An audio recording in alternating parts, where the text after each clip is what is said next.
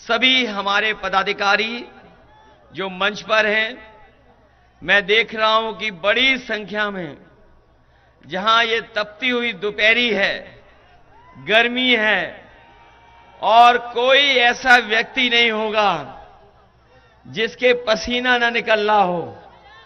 हम सब जितने लोग यहां खड़े हैं सब पसीना बहा रहे हैं और मैं जानता हूं ये पसीना व्यर्थ नहीं जाएगा। ये जो पसीना बहाया जा रहा है वो इसीलिए बहाया जा रहा है कि इस बार दिल्ली से सरकार में जो लोग हैं वो हटने जा रहे हैं। मैं एक एक चुनावी जनसभा में उपस्थित आदरणीय बुजुर्ग, किसान भाई, माताएं बहनें, नौजवान साथी और पत्रकार बंधुओं का बहुत बहुत धन्यवाद और आभार प्रकट करता हूं। मैं जहां देख रहा हूं पंडाल में तो लोग हैं ही हैं, लेकिन पंडाल के बाहर भी मैं देख रहा हूं दूर तक हमें लोग दिखाई दे रहे हैं, चाहे वो दाएं हाथ पर हो और चाहे बाएं हाथ पर, जहां छिपाने के लिए और छिपने के लिए, इस दोपहरी से बचने के लिए कोई जगह नहीं है, लेकिन सर पे अपना गमछा रख करके भी आप लोग जो समर्थन दिखा रहे हैं, सहयोग दे रहे हैं, मुझे पूरा भरोसा है कि इस बार इंडिया गठबंधन के प्रत्याशी वीरेंद्र चौधरी जी ऐतिहासिक वोटों से जीत करके जाने वाले हैं। ये बड़ा इत्तेफाक है इस बार, आज आखिरी दिन जब मैं महाराजगंज से मैं आया हूं तो बड़ा इत्तेफाक देखने को मिल रहा है। हमारे पत्रकार साथी जानते होंगे और यहां जितने लोग हैं, जागरूक लोग हैं, वो जानते होंगे, इधर पता नहीं क्या हो गया है दिल्ली वालों को। जो हमारे प्रधान सांसद जी हैं वो आजकल न जाने क्यों मां के पीछे पड़े हुए हैं। जो मां शब्द है, जो हमारे दिल्ली वाले प्रधान सांसद जी हैं, पता नहीं क्यों जो शब्द मां है उसके पीछे पड़े हुए हैं। और जब से उन्हें घबराहट हुई है, न केवल वो खुद डगमगाए हैं बल्कि उनकी जबान भी लड़खड़ाई है। और इधर जो सुनने को मिल रहा है कि जब उनकी ऊंचाई से जो गिरावट शुरू हुई है, जो वो गिरते जा रहे हैं, न जाने कहां जाकर के गिरेंगे, और जिनका काउंटडाउन शुरू हो गया है, वो लोग क्या कहते थे इस चुनाव में, कभी मीट की बात की, कभी मच्छी की बात की, कभी मुजरे की बात की, और अब सुनने में आया कि महात्मा गांधी जी की बात कर रहे हैं। ये जितने शब्द इन्होंने बोले हैं ये सब एम से शुरू होते हैं, मां से शुरू होते हैं, लेकिन ये एम शब्द के पीछे तो पड़े हैं, लेकिन मैं देख रहा हूं इस बार एम से महाराजगंज भी है, मां से महाराजगंज भी है। वो अगर उधर पीछे पड़े हैं तो महाराजगंज भी वाले भी इन भारतीय जनता पार्टी के लोगों के पीछे पड़े हैं। जब तक जमानत जब्त नहीं होगी तब तक महाराजगंज के लोग शांति से बैठने वाले नहीं हैं। जो लोग 400 पार का नारा दे रहे थे, जो लोग 400 पार का नारा दे रहे थे, बताओ 7वें चरण तक आते आते वो नारा अपना भूल गए कि नहीं भूल गए? और न केवल नारा भूल गए हैं, अब उन्हें डर सता रहा है कि कहीं 400 न हार जाएं। और सच्चाई तो यही है, हमने आपने थोड़ी देर में समझने की कोशिश की। सोचिए उन्होंने क्या नारा दिया, नारा दिया 400 पार। हम लोग बाद में समझ में आया कि 400 पार का मतलब हुआ कि 543 में 400 पार मतलब 143 सीटें, 400 हार मतलब 143। और सच्चाई तो यह है कि जनता का गुस्सा 7वें आसमान पे पहुंच गया है और 140 करोड़ की जनता इनको 140 सीटों के लिए तरसा देंगे। और सुना है कि अब वो दूर कहीं चले गए हैं। सुना है परिणाम आने से पहले ही दूर चले गए हैं, कहीं कहीं तपस्या के लिए दूर चले गए हैं, क्योंकि उन्हें भी तो कहना है आखिरी में जब परिणाम नहीं आएगा कि हमारी तपस्या में कुछ कमी रह गई थी। इसलिए साथियों, मैं आपसे निवेदन और अपील करने आया हूं। इन्होंने 10 साल में हर बात झूठी बोली है। इनका हर वादा झूठा निकला है। कहां कभी कहा था कि किसानों की आय दोगुनी हो जाएगी, लेकिन आज जब हमारा किसान अपना हिसाब किताब लगाता है तो उसकी आय दोगुनी नहीं हुई है। जो लागत बढ़ी है उसके कारण आज हमारा किसान संकट में चला गया। न केवल किसान संकट में गया है, बल्कि उनके सामने ऐसा संकट पैदा किया है कि अगर सरकार चाहती तो उनकी मदद हो जाती, लेकिन इस सरकार की नीयत में नहीं था मदद करना। इन्होंने जब कर्ज माफ करने का फैसला लिया तो बड़े बड़े उद्योगपतियों के लिए नियम बनाया, और नियम यह बनाया कि 5 करोड़ से ऊपर जिनका कर्ज है उन्हीं का कर्ज माफ होगा। हमारा किसान, हमारा गरीब, हमारे गांव में रहने वाले लोगों का तो कर्ज हजारों या लाखों में है। इन्होंने ऐसा नियम बना करके हमारे गरीबों किसानों को धोखा देने का काम किया।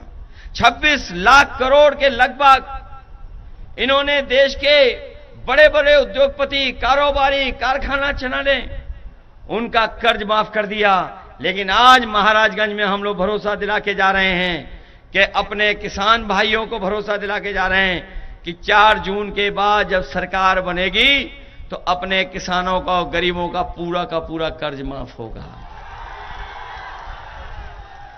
और जिस दिन परिणाम आ रहा है आप जानते होंगे, 4 जून को मंगल है और मंगल ही हो जाएगा उस दिन। 4 जून को है कौन सा मंगल है कि नहीं है? मंगल होने जा रहा है। और जिन्होंने कहा था कि अच्छे दिन लाएंगे, वो अच्छे दिन तो नहीं ला पाए हैं, लेकिन 4 जून को जब हारेंगे तो देश के सुनहरे दिन होंगे, हमारे आपके खुशियों के दिन होंगे। और 4 जून को न केवल सरकार बदलेगी, बल्कि बीजेपी के मित्र मंडली बदलेगी। 4 जून को मंगल के दिन न केवल मित्र मंडली बदलेगी, मंत्रिमंडल बदलेगा और मीडिया मंडल भी बदल जाएगा। और मीडिया वालों के लिए भी 4 जून खुशखबरी वाला दिन है।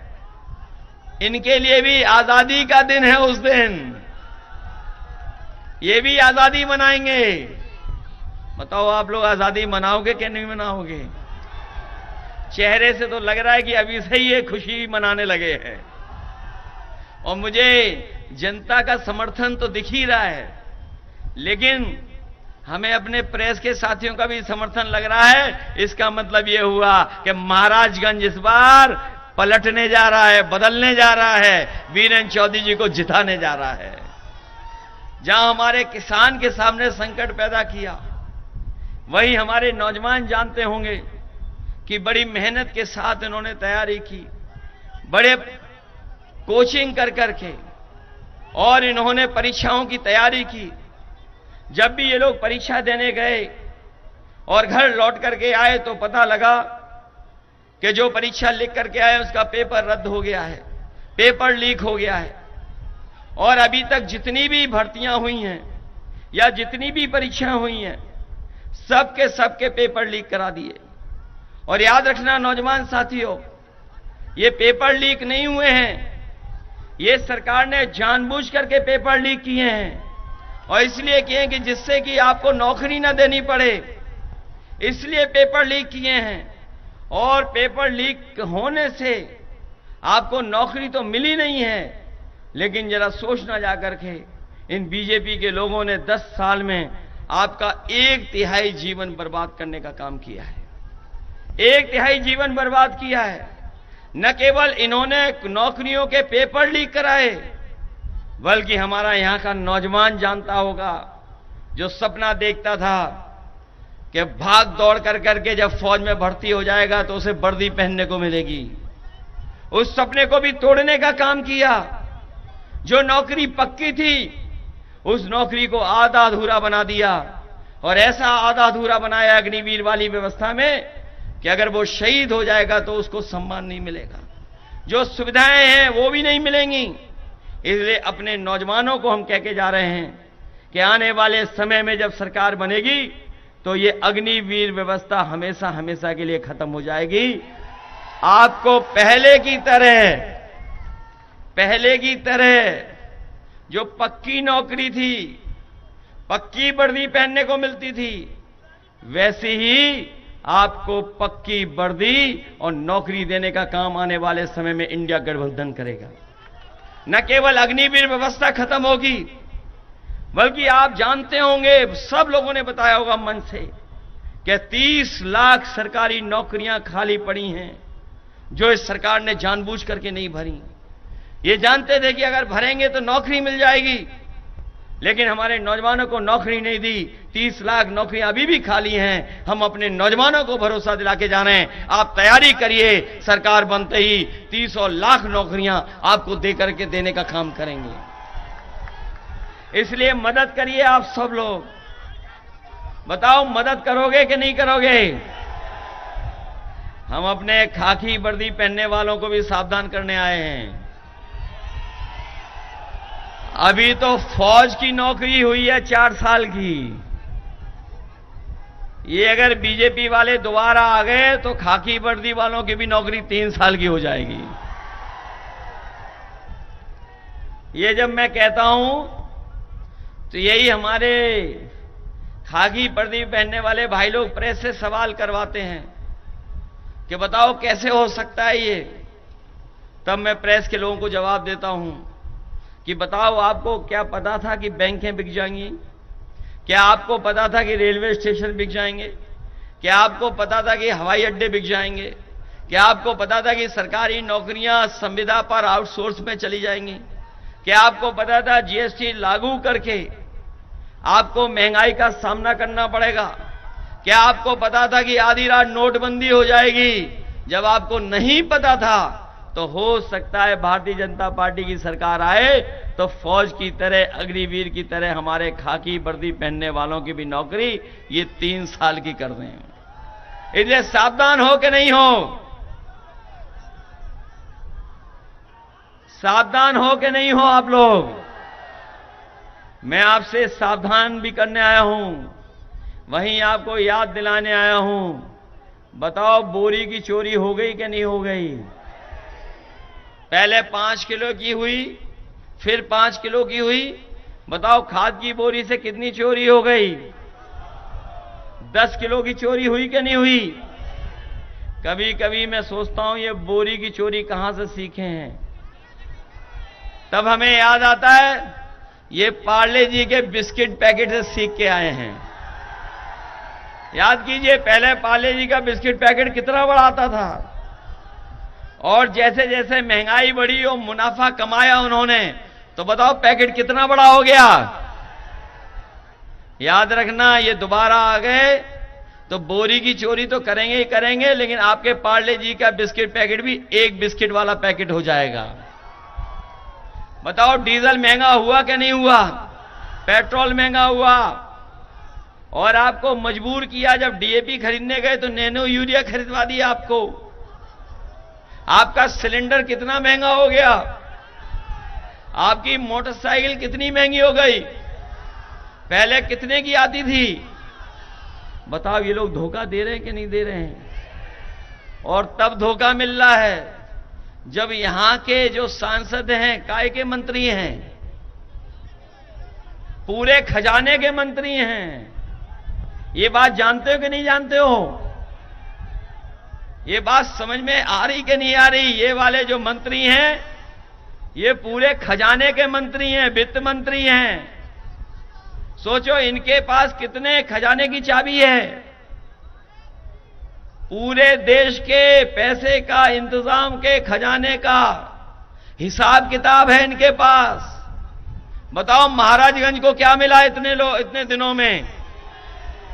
बताओ महाराजगंज के, सही बताना आप लोग, सच बताओ क्या मिला आपको? बताओ, क्या आपकी चीनी मिल चालू हो गई? क्या आपकी महंगाई कम हो गई? क्या आपकी नौकरी मिल गई नौजवानों को? और जो बड़े बड़े आयोजन किए थे इन्होंने दिल्ली में, लखनऊ में, विदेशों में कि निवेश आएगा, निवेश आएगा, बताओ कहीं कोई कारखाना लगा हो तो बता दो महाराजगंज में। बताओ बिजली महंगी हो गई कि नहीं हो गई? और जब बिल आता होगा तो बताओ आपको करंट लग रहा है कि नहीं लग रहा है? आपके आरक्षण को छीनने का काम हुआ है सरकार में कि नहीं हुआ है? कहने को तो यह है डबल इंजन वाले, डबल इंजन सरकार, लेकिन महाराजगंज का भी इंजन अगर जोड़ दें तो बताओ ये महाराजगंज आते आते हाफने क्यों लगता है? ये बताओ हमें भाई। कहते हैं डबल इंजन की सरकार है। कितने इंजन की सरकार? डबल इंजन की। एक बगल का इंजन और एक दिल्ली वाले इंजन, और यहां का भी इंजन थोड़ा बहुत जोड़ दो तो बताओ ये हाफने क्यों लगते हैं महाराजगंज आते आते? इसलिए आप सबसे हम निवेदन करने आए हैं, आज चुनाव का आखिरी दिन है। आज के बाद कोई प्रचार करने नहीं आ रहा है। जो बीजेपी वालों का प्रचार भी हो रहा था, वो टेंट तो बड़ा लगा रहे लेकिन लोग नहीं आ रहे उसमें। आपको पता होगा ये बात, बड़े बड़े टेंट लगा लिए, और जब सीटें भरनी होती हैं तो सरकारी कर्मचारी और खाकी पहने वालों को प्राइवेट ड्रेस पहना के बैठा देते हैं उन पे। बताओ जनता नहीं आ रही उनके यहां। और कितना धोखा दिया हमें और आपको। हम आपको सबको इन्होंने बताओ वैक्सीन लगवाई कि नहीं लगवाई? और वैक्सीन से पता लग गया होगा आपको कि बीमारी हो रही है, कई लोगों को हार्ट की बीमारी हो रही है, जान भी जा रही है। और अब ये कहते हैं कि जो वैक्सीन लग गई हम उसको वापस ले लेंगे। हमें बताए कोई, जो शरीर में वैक्सीन चलेगी वो वापस कैसे आएगी? कोई अगर हिसाब किताब हो, ज्ञान हो तो हमें बता दो। और इन्होंने कितना पैसा वसूला इलेक्टोरल नाम से, इलेक्टोरल बॉन्ड से पैसा वसूला, किसी को नहीं छोड़ा इन्होंने। वैक्सीन की कंपनी से भी वसूल लिया पैसा। इसलिए साथियों, ये चुनाव हमारा आपका तो है ही है चुनाव, लेकिन ये चुनाव आने वाली पीढ़ी के भविष्य का भी चुनाव है। इसलिए हम आपसे निवेदन करने आए, अपील करने आए कि जहां समाजवादी पार्टी और कांग्रेस और इंडिया गठबंधन के प्रत्याशी वीरेंद्र चौधरी जी आपके बीच में हैं। मुझे याद है अभी जब चुनाव हुआ था एमएलसी और लोकसभा का, राज्यसभा का, ये वो बहादुर विधायक हैं जिन्हें तमाम तरह के दबाव थे, तमाम तरह को घेराबंदी थी, लेकिन उसके बावजूद भी इन्होंने किसी की परवाह नहीं की और समाजवादी पार्टी की मदद करने का काम किया। सोचो आप, जिस समय सब कुछ दबाव हो, हर तरह की बात हो, लेकिन उसके बावजूद भी ये हटे नहीं अपने सिद्धांत से। इन्होंने हमारी मदद की थी। इसलिए हम आपसे विशेष अपील करने आए हैं और खासकर अपने समाजवादी साथियों से भी अपील करना चाहते हैं। बताओ वीरेंद्र चौधरी जी की मदद करोगे आप लोग? ये साइकिल वाले सब मदद करोगे? अगर ये बूथ पर जाने के लिए रोकें तो घबराओगे तो नहीं? और ये कुछ मैनेजमेंट करें बूथ स्तर पर, कुछ लालच स्वार्थ दें तो धोखा तो नहीं खाओगे? इसलिए बूथ पर जाना, कोई रोके, रुकना नहीं है, अपना वोट डालना है। वोट डालोगे सब लोग? ये हमारे प्रधान बीडीसी हैं, इन्हें भी डराया जा रहा होगा।